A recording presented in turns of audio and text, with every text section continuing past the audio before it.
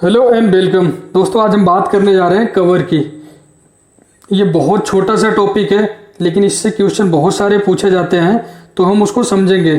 सबसे पहले कवर क्या होता है, इसको क्यों यूज करते हैं हम, ठीक है, उसको समझ लेते हैं। जो कवर हमारा यूज होता है एक्चुअली वो किसके लिए यूज होता है, वो होता है हमारा जो रेनफोर्समेंट बार है उसको कवर करके रखने के लिए, यानी कि उसको ढक के रखने के लिए, ताकि वो इन्वायरमेंट से कॉन्टेक्ट ना हो उसका, जिससे उसमें क्रोजन ना हो। ठीक है, तो इसका मेन यूज यही है कि हम रेनफोर्समेंट बार को क्रोजन से बचाते हैं। और दूसरा जो इसका यूज है वो फायर के केस में है। ठीक है, मान लीजिए आग लग गया बिल्डिंग में, तो क्या होगा, अगर डायरेक्ट रेनफोर्समेंट बार पे आग का इफेक्ट पड़ेगा तो वो क्या होगा, पिघलेगा।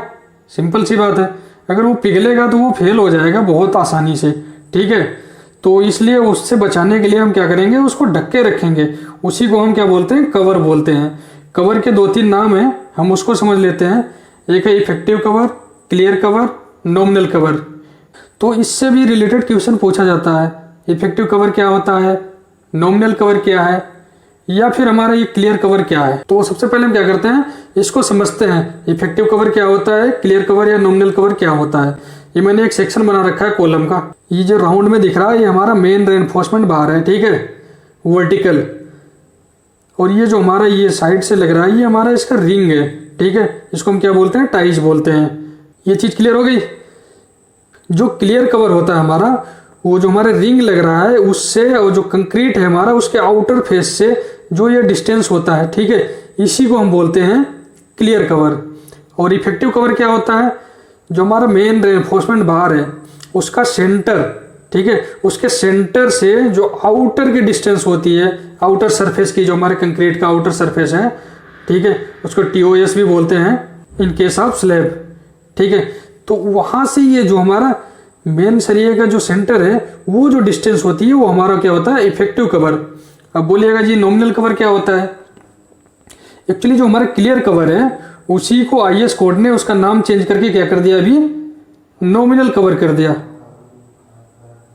समझ आया, क्लियर कवर और नॉमिनल कवर एक ही है। मुझे लगता है योगी से कहीं तो इन्होंने नहीं ले लिया आइडिया और इसका नाम चेंज कर दिया, क्योंकि इसका पहले जो नाम था उसका नाम था क्लियर कवर, उसी को अभी क्या कर दिया IS कोड में नॉमिनल कवर कर दिया। ठीक है, तो ये डाउट क्लियर हो गया। नॉमिनल कवर और क्लियर कवर दोनों एक ही चीज हैं। और इफेक्टिव कवर हमारा जो हमारा मेन रेनफोर्समेंट बार है उसके सेंटर से आउटर सरफेस की डिस्टेंस है।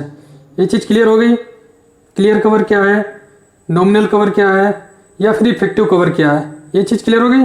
ओके, तो अभी हम समझते हैं स्ट्रक्चर के कौन से पार्ट में कितना हम क्लियर कवर लेते हैं। ठीक है, तो जो कॉलम होता है उस केस में हम क्या लेते हैं, कॉलम के केस में हमें जो IS कोड कहता है 456, उसमें हमें मिनिमम 40 mm लेना है। ठीक है, या फिर जो हमारा मेन रेनफोर्समेंट बार है उसका डाया के बराबर, ठीक है, लेकिन मिनिमम 40 रखना है। अगर डाया हमारा 50 का यूज हो रहा तो हम 50 लेंगे। ठीक है, ये चीज क्लियर। लेकिन अगर कॉलम का साइज 200 mm से कम या 200 mm है और उसमें जो मेन रेनफोर्समेंट बार यूज हुआ है वो 12 डाया का ही है, तो उस केस में हम क्या करेंगे, 25 डाया का क्लियर कवर लेके चलेंगे। ये चीज क्लियर। और बीम के केस में हम क्या लेंगे, 25 mm। ये मैं एज पर एग्जीक्यूशन बता रहा हूँ, एग्जीक्यूशन के लिए। अगर हम डिजाइन के पर्पज से देखेंगे तो उसमें बहुत सारे फैक्टर आ जाते हैं कि कौन से कंडीशन में हमारा स्ट्रक्चर है, वो मॉडरेट कंडीशन में है या सेवियर कंडीशन में है या एक्सट्रीम सेवियर कंडीशन में है, तो उन सब चीज़ों के आधार पे ये उसका क्या है, डिजाइन करेंगे। लेकिन हम क्या कर रहे हैं, मैं एग्जीक्यूशन के बेसिस पे बता रहा हूँ जो हमारा साइट पे यूज होता है जनरली। ठीक है, तो ये हो गया हमारा बीम का क्लियर कवर कितना, 25 mm। ये ध्यान रखना, ये जो 25 mm है वो रिंग के आउटर से जो हमारा कंक्रीट फिनिश है उसके फेस तक का डिस्टेंस है, मेन रेनफोर्समेंट बार के फेस से नहीं, मेन रेनफोर्समेंट बार के फेस से नहीं है। ये चीज ध्यान में रखना बिल्कुल। ठीक है, और स्लैब के केस में हम कितना लेते हैं, 20 mm, लेकिन IS कोड कहता है मिनिमम 15 mm। लेकिन मैं एग्जीक्यूशन के लिए बता रहा हूँ जो यूज हो रहा है जनरली इंडिया में, ठीक है, वो 20 mm है स्लैब के केस में। और फुटिंग में कितना लेते हैं एज पर IS कोड, वो 50 mm है। ठीक है, और जो राफ्ट में हमारा यूज होता है वो 75 mm का। ठीक है, तो जो मेनली है ये 5 आपको याद रखने हैं कि किस केस में हमें कितना कवर लेके चलना है। अगर इंटरव्यू में आपसे पूछा जाता तो आपको यही चीज़ बतानी है, ठीक है, कि कॉलम में 40 mm का कवर लेते हैं, बीम में 25 का, स्लैब में 20 mm का, फुटिंग में 50 mm का और राफ्ट में 75 mm का। ये चीज़ क्लियर हो गई। तभी हम बात कर लेते हैं जो कवर ब्लॉक होते हैं वो कितने टाइप्स के होते हैं। तो चलिए अभी समझ लेते हैं कवर ब्लॉक कितने टाइप के होते हैं, ठीक है। जो कवर ब्लॉक हमारे जो मेनली यूज किए जाते हैं कंस्ट्रक्शन में वो 2 टाइप के ही होते हैं, या तो वो कंक्रीट का होता है या तो पीवीसी का होता है। तो जो सबसे बेटर होता है वो होता है कंक्रीट का। और जो कंक्रीट का कवर ब्लॉक हम यूज करेंगे उसमें एक चीज़ ध्यान रखेंगे, जो उसका ग्रेड होगा, ठीक है, जो उसका ग्रेड होगा वही ग्रेड होना चाहिए जो हमारे स्ट्रक्चर में है। मान लीजिए कॉलम में हमारा 40 M40 यूज हो रहा, ठीक है, जो हम कवर ब्लॉक लगाएंगे वो M40 का ही होना चाहिए। और बीम में अगर हमारा M25 है तो कवर ब्लॉक भी हमारा M25 का ही होना चाहिए, ये ध्यान में रखना है, ठीक है। अब हम इसके शेप की बात कर लेते हैं। एक कवर ब्लॉक आता है कुछ इस शेप में, ठीक है।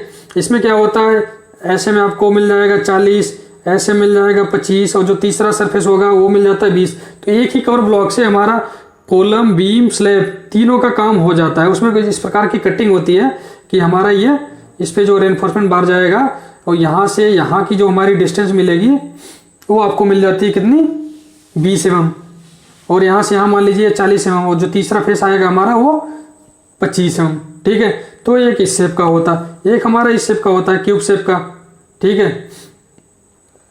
इसको भी 2 तरीके से यूज कर सकते हो, एक तो ये वाला साइज अलग हो, ठीक है, या तो फिर ये वाला साइज अलग हो, ठीक है।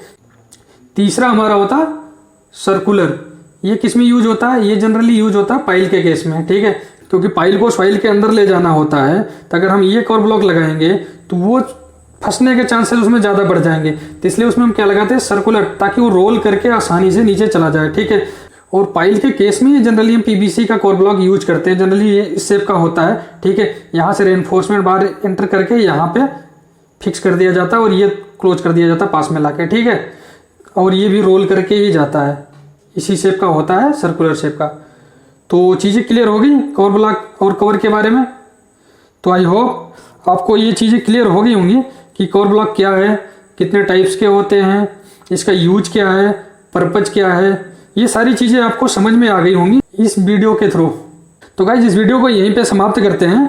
अगर आपको डिजाइन पर्पज से समझना है कि कवर ब्लॉक कितने का कहाँ पे यूज होगा, किस कंडीशन में, तो कमेंट कीजिएगा, मैं उस पर वीडियो बना दूंगा H पर IS 456, ठीक है गाइस।